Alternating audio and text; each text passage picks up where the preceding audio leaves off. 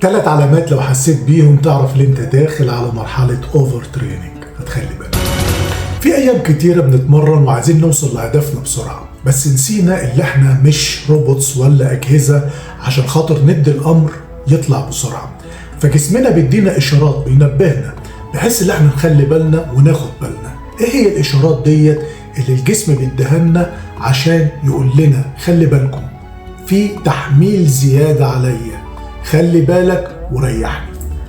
اول اشاره الارهاق المستمر. الارهاق المستمر اللي انت ما يبقاش عندك القابليه اللي انت تروح التمرين، او حتى في ايام اللي انت تروح التمرين بس مرهق تعبان مش الفورمه بتاعتك. الاشاره الثانيه مستواك مش بيزيد، يعني مثلا عدتك في التمرين بدل ما كنت بتعمل 12 عده بتعمل 8 وبتعمل 6 ومش عارف اللي انت تكمل. الوزن اللي انت بتشيله تلاقي نفسك اللي انت بتشيل اقل بكتير من الوزن اللي انت بتشيله عاده.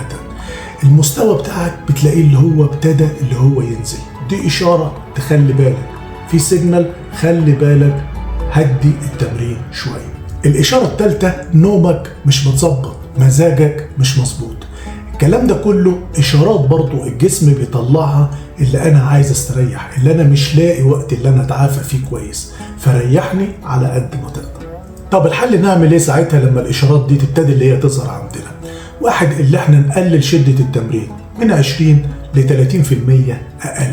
نزود الايام بتاعة الراحة بتاعتنا، بدل ما بناخد راحة يومين خليهم 3، مفيش اي مشكلة. 3 نهتم بشرب المية ونسبة البروتين اللي بناخدها للجسم بتاعنا.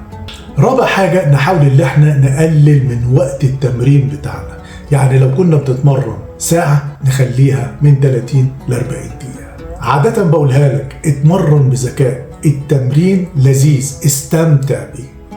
سلام. رمضان هيغيرنا، رمضان هيغيرنا، رمضان